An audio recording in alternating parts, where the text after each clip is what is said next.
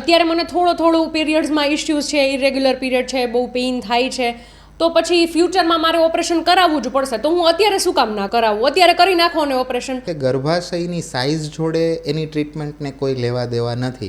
ગર્ભાશય મોટું થયું એટલે ઓપરેશન કરાવવું જરૂરી નથી.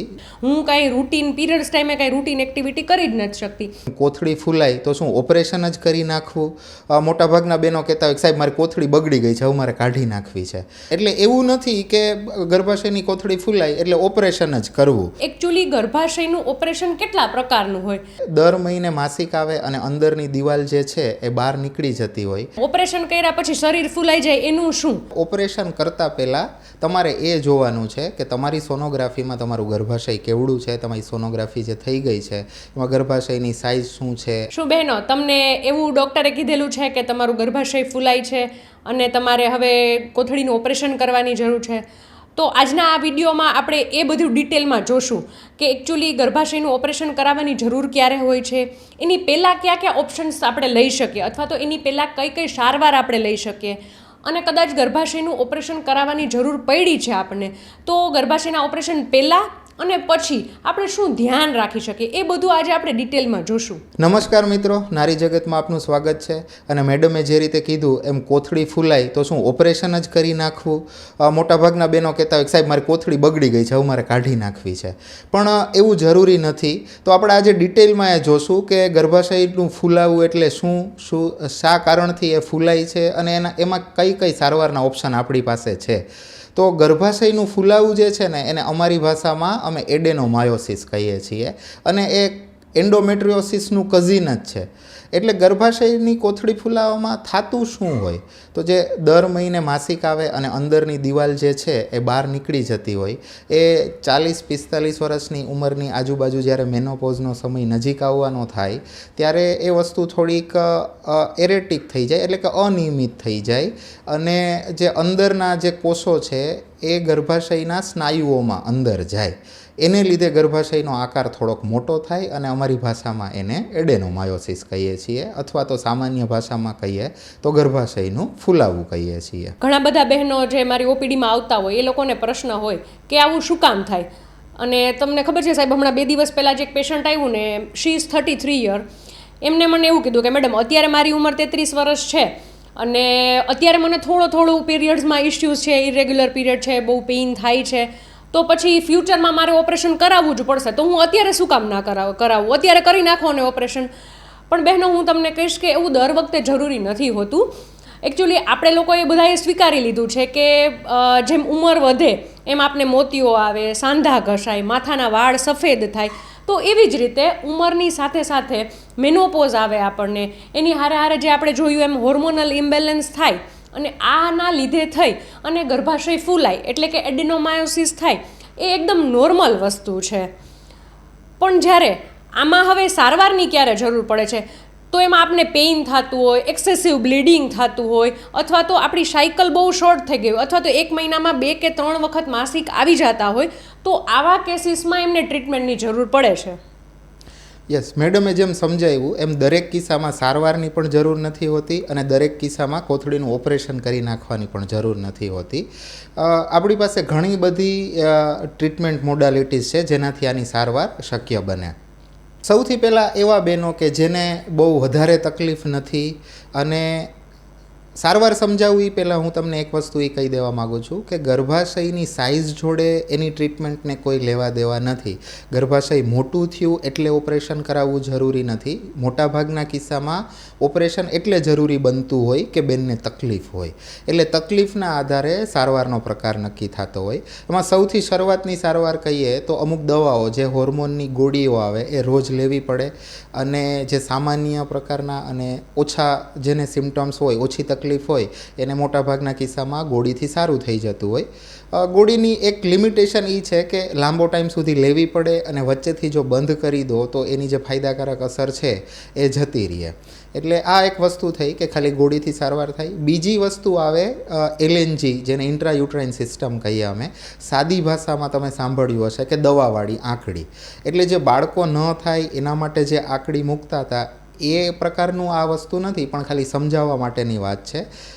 જે દવાઓ તમે મોઢેથી લ્યો છો રોજ, એ જ દવાઓ આ આકડીમાંથી નીકળે અને એ જો ગર્ભાશયમાં બેસાડી દીધી હોય તો જનરલી એ 3 થી 4 વર્ષ સુધી તમને તમારી જે કોઈ તકલીફો છે એમાંથી આરામ આપે. અને મોટાભાગના પેશન્ટની એજ 40-45ની આજુબાજુ હોય તો ઘણી વખત એવું થાય કે આ આકડી ફાવી જાય અને તો 3-4 વર્ષ નીકળી જાય અને ત્યાં સુધીમાં જો એમનો મેનોપોઝ સેટ ઇન થઈ જાય, એમના માસિક આવતા બંધ થઈ જાય તો પછી ફ્યુચરમાં કોઈ સારવારની જરૂર રહેતી નથી. તો આ બીજી વસ્તુ થઈ કે આપણે જેને LNG-IUS અથવા તો દવાવાળી આકડી કહીએ છીએ. બરાબર છે સાહેબ. હું આમાં એક એક્ઝામ્પલ તમને આપીશ કે થોડાક ટાઈમ પહેલાં જ એક પેશન્ટ આવ્યું હતું અને એમની ડિલિવરી બી એમનું એક બીજું સિઝેરિયન છે ને આપણે જ કરેલું હતું. હવે એમને આ પીરિયડ્સમાં ઇસ્યુ આવતા હતા, એમને છે ને બહુ જ વધારે માસિક આવતા હતા અને એમને દુખાવો બી થતો હતો. એટલે એવું કહેતા હતા કે મારી છે ને લાઈફસ્ટાઈલ જ સાવ ડિસ્ટર્બ થઈ ગઈ છે, હું કાંઈ રૂટીન પીરિયડ્સ ટાઈમે કાંઈ રૂટીન એક્ટિવિટી કરી જ નથી શકતી. એટલે એમને માનસિક રીતે એવું નક્કી કરી લીધું અને એને 2-3 ઓપિનિયન બી એવા મળ્યા કે ના, હવે ઓપરેશન કરાવી નાખીએ ને હવે આમાંથી છુટકારો મેળવી લઈએ. પણ ત્યારે મેં એમને સમજાવ્યા સાહેબ કે બેન, તમારી ઉંમર આટલી નાની છે, હજી ઓપરેશન સિવાય આપણે બીજા ઓપ્શન વિચારી શકીએ, દવાથી ટ્રાય તો કરીએ. જો દવાથી તમારી આ તકલીફ છે એ ઓછી થઈ જાય છે. એક વસ્તુ હું એ બી કહીશ કે એવું નથી હોતું કે ગર્ભાશય ફૂલાઈ ગયું હોય, એડિનોમાયોસિસ હોય તો દવાથી એ રિવર્સલ થાય, એટલે કે પાછું નોર્મલ ન થાય. પણ આપણો મેઇન ટાર્ગેટ એ હોય કે આપણે દવાથી એને જે તકલીફ છે એ ઓછી કરી દઈએ. તો આઈ થિંક એમને દવાથી એટલો સરસ રિસ્પોન્સ આવ્યો ને, એટલે એ આમ એટલા થેન્કફુલ હતા ને કે મેડમ તમે મને ઓપ્શન આપ્યો ને બહુ સારું થયું. અને આજે એના લીધે થઈને જ મારે હવે આ 3જું ઓપરેશન ના કરવું પડ્યું. તમે જે નાની ઉંમરની વાત કીધી ને, એ જ વસ્તુ કહું. આ મારા જ એક ફેમિલી મેમ્બર બિઝી લાઈફસ્ટાઈલને લીધે 35-36 વર્ષની ઉંમર હશે પણ રોજ દવાઓ લઈ ના શકે, ભૂલાઈ જાય, રહી જાય, ફાવે નહીં, આ બધા ઇસ્યુને લીધે તો એને મિરેના મૂકી. અને મિરેના જનરલી આમ 5 વર્ષ હોય પણ 3-4 વર્ષ સુધી ઇફેક્ટિવલી કામ કરે. 4 વર્ષ નીકળી ગયા પછી પાછા આવ્યા, હવે શું કરવાનું, તો ફરીથી બીજી મિરેના મૂકી અને ચાલે છે એમ. એટલે એવું નથી કે ગર્ભાશયની કોથળી ફૂલાય એટલે ઓપરેશન જ કરવું. જનરલી આ બીજા બધા વસ્તુઓ છે. આના સિવાય હું એક કહું, આપણે 2 વસ્તુની વાત કરી, એક પિલ્સની વાત કરી એટલે કે ગોળીઓ, બીજી મિરેનાની વાત કરી. ત્રીજી વસ્તુ છે અમુક પ્રકારના ઇન્જેક્શન લઈ શકાય જે તમારા હોર્મોન્સને, જે હોર્મોન્સ આ ગર્ભાશયની કોથળી ફૂલાવા માટે જવાબદાર હોય એને રોકી રાખે. પણ આ ઇન્જેક્શન ડૉક્ટરના સુપરવિઝનમાં અને અમુક ચોક્કસ એમાં જે સૂટ બેસતા હોય એવા કેસીસમાં જ આપણે આપતા હોઈએ છીએ. અને જો આમાંથી એકેય એ ટ્રીટમેન્ટ મોડાલિટી કામ નથી કરતી તો છેલ્લો ઓપ્શન ઓપરેશનનો છે. અને ઓપરેશનમાં સાહેબ કહીશ ને તો ઓપીડીમાં ઘણા બધા બહેનો આવતા હોય ને, એમને પ્રશ્ન હોય કે મારા માટે કયું ઓપરેશન બેસ્ટ રહેશે. તો આજે આપણે સમજીએ કે એકચ્યુઅલી ગર્ભાશયનું ઓપરેશન કેટલા પ્રકારનું હોય. તો મુખ્યત્વે ગર્ભાશયનું ઓપરેશન છે એ 3 પ્રકારનું હોય. એક તો જે આપણે ટાંકાવાળું ઓપરેશન કહેતા હોય, એટલે કે પેટ ખોલીને, જેમ સિઝેરિયન ઓપરેશન કરતા હોય એવી જ ટાઈપનું પેટ ખોલીને ઓપરેશન થતું હોય. એક ઓપરેશન એવું હોય છે બીજા પ્રકારનું કે જે યોનિ માર્ગમાંથી જ ગર્ભાશય કાઢતા હોય છે અને જેને અમે ટાંકા વગરનું ઓપરેશન કહેતા હોય છે. અને મોસ્ટ ઓફ ધ કેસીસમાં જે અમે લોકો કરતા હોઈએ છીએ એ દૂરબીનવાળું, એટલે કે લેપ્રોસ્કોપીથી ઓપરેશન કરતા હોય છે કે જેમાં મિનિમમ સ્કાર આવે, મિનિમમ ટાંકા આવે. મેડમે જે રીતે સમજાવ્યું એ રીતે. પણ ઘણા બહેનો એવું પૂછતા હોય કે ઓપરેશનની બીક લાગે સાહેબ. હવે ડર લાગવાનું મુખ્ય કારણ જોઈએ ને આપણે, તો આપણી પાસે માહિતી નથી હોતી ને એટલા માટે આપણને બીક લાગે કે શું થશે, ઓપરેશન કેવી રીતે થશે, શીશી કઈ પ્રકારની આપશે. તો આ બાબતે હું તમને થોડુંક ડિટેલમાં સમજાવું કે સૌથી પહેલાં તો ઓપરેશન કરતાં પહેલાં તમારે એ જોવાનું છે કે તમારી સોનોગ્રાફીમાં તમારું ગર્ભાશય કેવડું છે, તમારી સોનોગ્રાફી જે થઈ ગઈ છે એમાં ગર્ભાશયની સાઇઝ શું છે, આ બધી વસ્તુઓ જોવાની હોય. બીજી વસ્તુ, અંડાશય કાઢવાના છે કે નહીં, આ વસ્તુ તમારા ડૉક્ટર તમારી ઉંમર અને અંડાશયમાં બીજી કોઈ તકલીફ નથી ને આ જોઈને નક્કી કરતા હોઈએ.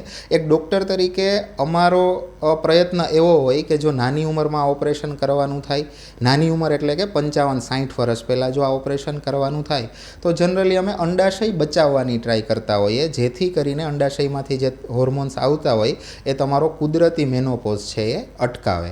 અમુક કિસ્સાઓમાં અંડાશય અમારે કાઢવા પડતા હોય જો અંડાશયમાં બીજી કોઈ તકલીફ હોય અથવા તો એ ચોટેલા હોય કે તો એના માટે. આના સિવાય કહું તો તમારા બ્લડ રિપોર્ટ્સ કરાવવાના હોય કે જેમાં જનરલી બહેનોમાં એવું જોવા મળતું હોય કે ભારે માસિકને લીધે એમનું હિમોગ્લોબિન ઓછું હોય, તો આ બધી વસ્તુઓ દવા ઇન્જેક્શનથી અમે કરેક્ટ કરીએ અને એમનું હિમોગ્લોબિન નોર્મલ લેવલે લઈ આવીએ. આ ઉપરાંત અમુક કિસ્સાઓમાં જેમાં ગર્ભાશયની દિવાલ છે ને ખૂબ વધારે જાડી હોય ને તો અમે બાયોપ્સી સજેસ્ટ કરતા હોઈએ. આ પ્રકારના ઓપરેશન પહેલાં બાયોપ્સી કરાવી લેવી હિતાવહ રહે. આટલું બધું થઈ ગયા પછી નેક્સ્ટ ક્વેશ્ચન આવે કે ઓપરેશન કઈ રીતે કરવાનું. તો હવે આજના સમયમાં અમારો પ્રયત્ન એવો જ હોય કે તમારું ઓપરેશન અમે લેપ્રોસ્કોપીથી એટલે કે દૂરબીનથી કરી શકીએ.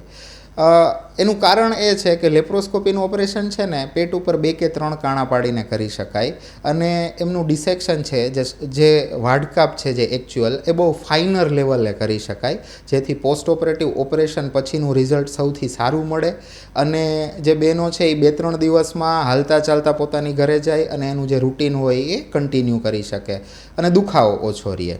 આના સિવાયની બીજી પદ્ધતિ એ છે કે જેને અમે વજાઇનલ હિસ્ટેરેક્ટોમી એટલે કે યોનિ માર્ગેથી ગર્ભાશયની કોથળી કાઢવાનું ઓપરેશન કહેતા હોઈએ. આ પ્રકારના ઓપરેશનમાં પણ પેટ ઉપર કોઈ ટાંકા આવતા નથી અને રિલેટિવલી પેઇન ઓછું થતું હોય ઓપરેશન પછી અને તમારું જે કોઈ રૂટીન છે એ તમે 2-3 દિવસમાં ચાલુ કરી શકો. અમુક કિસ્સાઓમાં જેમાં ગર્ભાશય ખૂબ મોટું હોય અથવા તો પેશાબની કોથળી અથવા તો પેટમાં બીજા કોઈ આંતરડાને લગતા પ્રશ્નો હોય કે કાંઈ એવું લાગે કે આગળ ભૂતકાળમાં ઓપરેશન થયા હોય એને લીધે આંતરડા ગર્ભાશય જોડે ચોંટી ગયા છે કે આવું કાંઈ હોય તો એવા અમુક કિસ્સામાં ફરજિયાતપણે ટાંકાવાળું એટલે કે એબ્ડોમિનલ પેટ ખોલીને આ ઓપરેશન કરવું પડતું હોય છે. તો બહેનો આ વાત થઈ આપણે કયા પ્રકારે ઓપરેશન કરી શકીએ, પણ ઓપીડીમાં ઓપરેશનની આપણે જ્યારે ડિસ્કસ કરતા હોય ને ત્યારે સૌથી પૂછાતો પ્રશ્ન એ કે મેડમ ઓપરેશન કર્યા પછી શરીર ફૂલાઈ જાય એનું શું? પણ એકચ્યુઅલી એ સૌથી મોટી ગેરમાન્યતા છે. એની પાછળના ઘણા બધા કારણો પણ છે. ઓપરેશન પછી બહેનો તમારે શું ધ્યાન રાખવાનું હોય છે ને એ સૌથી વધારે ઇમ્પોર્ટન્ટ છે અને એ ક્યારેય આપણે લોકો ડિસ્કસ જ નથી કરતા હોતા. તો એમાં સૌથી પહેલાં હું એવું કહીશ કે અર્લી મોબિલાઇઝેશન એટલે કે ઓપરેશન પછીથી જલ્દીથી હાલચાલ કરવાનું ચાલુ કરી દો. અને એનો સાયન્ટિફિક રીઝન એવું છે કે તમારું પાચન તંત્ર છે એ જલ્દીથી એક્ટિવ થઈ જાય, ગેસ, એસિડિટી આ જે બધી તકલીફો છે એ ઓછી થવા માંડે. અને હું તો એવું કહું છું કે જેમ તમે જલ્દી બની અને જલ્દી કામ કરવા માંડો અથવા તો જલ્દી ચાલી અને પોતાની રૂટીન એક્ટિવિટી કરવા માંડશો ને એટલું તમે આમાંથી જલ્દીથી રિકવર થઈ શકશો. ઘણા બધા મને પેશન્ટ્સ એવું બી પૂછતા હોય કે મેડમ અમે ઘરે જઈએ ને તો અમારે રૂમ પછી પહેલા માળે છે અથવા તો બીજા માળે છે તો અમે એટલું ચડ ઉતર નહીં કરી શકીએ. પણ એકચ્યુઅલી એવું હોતું નથી.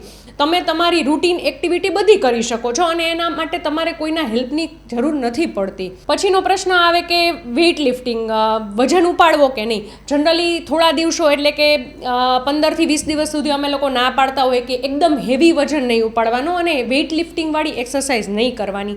પણ એ સિવાયનું રૂટીન એક્ટિવિટી અને રૂટીન ઘરનું બધું કામ પેશન્ટ્સને અમે અલાઉ કરતા જ હોઈએ છીએ અને કરવું જ જોઈએ. અને સૌથી એના પછીનો મેઇન ટોપિક આવે છે કે શું ખાવું જોઈએ, તમારે ફૂડમાં શું ધ્યાન રાખવું જોઈએ. તો એકચ્યુઅલી હું એવું કહીશ કે સૌથી વધારે જો ધ્યાન રાખવાની વસ્તુ હોય તો એ એક છે હાઇડ્રેશન, ફાઇબર ફૂડ લેવા જોઈએ અને હાઈ પ્રોટીન ડાયટ ખાવો જોઈએ. પણ એના બદલામાં આપણા ઘરમાં કેવું હોય કે ઓપરેશન થયું છે, સૂતું રહેવાનું, ઘીવાળું વધારે પડતું ખાવાનું, આ બધી વસ્તુઓના લીધે થઈને તમારી અને પ્લસ તમે ફિઝિકલ એક્ટિવિટી સાવ કરો નહીં, આ બધી વસ્તુઓના લીધે થઈને ડેફિનેટલી વજન વધવાનો જ છે. એટલે આ વજન વધવાનું કારણ છે ને ઓપરેશન નથી, પણ ઓપરેશન પછી જે ઘી ખાવાની આતુરતા છે ને કે સાહેબ હવે ઘી ખવાય, ઘી નથી ખાવાનું પણ બેલેન્સ ડાયટ લેવાનું છે, જેમ મેડમે સમજાવ્યું એમ. ઓપરેશન પછી આપણે જે રીતે હજુ એક વાત કરીએ કે ઘણા પેશન્ટ્સને એવું હોય કે મને ભાવતું નથી ખાવાનું, પણ ઘણી વખત એવું હોય કે 7 to 10 ડેઝ સુધી આપણે જે એન્ટીબાયોટિક દેતા હોય એના લીધે બી ઘણી વખત ફૂડ રેસ્ટ્રિક્શન તમને લાગે, ટેસ્ટ, ડિહાઇડ્રેશન, આ બધી વસ્તુઓના લીધે ન ભાવવું એ કોમન વસ્તુ છે. ઘી ખાવું એના કરતાં આપણે જો ફોકસ હાઇડ્રેશન ઉપર કરીએ ને તો આપણી રિકવરી કદાચ ફાસ્ટ આવે. અને હજુ આપણે જેમ વાત કરી કે ઓપરેશન પછી ધ્યાન રાખવાની સૌથી મોટી વસ્તુ એ છે કે જો આપણે ઓપરેશન દરમિયાન અંડાશય કાઢી નાખેલા છે તો એમના માટે હોર્મોન્સની દવા આવે અને એ લેવી બહુ જ જરૂરી હોય છે. અને આ સિવાય આપણે જોઈએ તો ઓપરેશન પછી 10 થી 15 દિવસ સુધી બ્લીડિંગ થવું, સ્પોટિંગ થવું, આ બધી વસ્તુઓ એકદમ નોર્મલ છે. પણ આના સિવાય જો ક્યારેય એવો સ્મેલવાળો ડિસ્ચાર્જ આવે, પસ ડિસ્ચાર્જ આવે, બહુ જ કોન્સ્ટિપેશન થાય, આવું બધું અનયુઝ્યુઅલ વસ્તુઓ જો તમને જોવા મળે તો તમારે તાત્કાલિક ધોરણે તમારા ગાયનેકોલોજિસ્ટનો સંપર્ક કરવો જ જોઈએ. બીજી એક વસ્તુ કે બેનો પૂછતા હોય કે આ ઓપરેશન ક્યારે કરાય, શિયાળા સુધી રાહ જોવાય.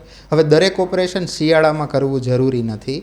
આ ઓપરેશન તમે જ્યારે માનસિક શારીરિક અને તમારા કૌટુંબિક જવાબદારીઓમાંથી જ્યારે પણ 15-20 દિવસની મુક્તિ લઈ શકો ત્યારે તમે કરી શકો છો. એના માટે શિયાળાની કે એવી કોઈ રાહ જોવાની જરૂર નથી. એટલે અત્યારે શિયાળો નથી, પણ અત્યારે વેકેશનને લીધે અમે આ પ્રકારના કેસીસ બહુ વધારે જોતા હોઈએ અને અમારે ગર્ભાશયના ઓપરેશનો છે એ જનરલી વેકેશન ટાઈમમાં બહેનો પ્રિફર કરતા હોય કે છોકરાઓનું વેકેશન છે, સ્કૂલે છે, ફઈઓ ઘરે આવી છે, તો અત્યારે અનુકૂળ છે, અત્યારે કરી આપો. તો મિત્રો, આ હતી વાત એડેનોમાયોસિસની. આવી જ રીતે ગર્ભાશયની બીજી તકલીફો જેવી કે ફાઇબ્રોઇડ એટલે કે ગર્ભાશયમાં ગાંઠ છે, ચોકલેટ સિસ્ટ એટલે કે અંડાશયમાં ગાંઠ છે, ગર્ભાશયની દિવાલનું ફૂલાવું, ગર્ભાશયની ગાદીનું ફૂલાવું, આ બધા ઇસ્યુને રિલેટેડ ટોપિક્સ અમે ભવિષ્યમાં તમારી સમક્ષ લાવશું. આશા રાખીએ આ માહિતી તમને ઉપયોગી નીવડી હશે અને જો તમને એવું લાગે કે તમારી કોઈ બેનપણી કે કોઈ ફેમિલી મેમ્બર આનાથી તકલીફ અનુભવે છે અથવા તો એને સલાહની જરૂર છે તો આ વિડીયો અવશ્ય એની જોડે શેર કરશો. આવી માહિતી લઈને તમારી સમક્ષ ફરીથી આવીશું. નમસ્કાર.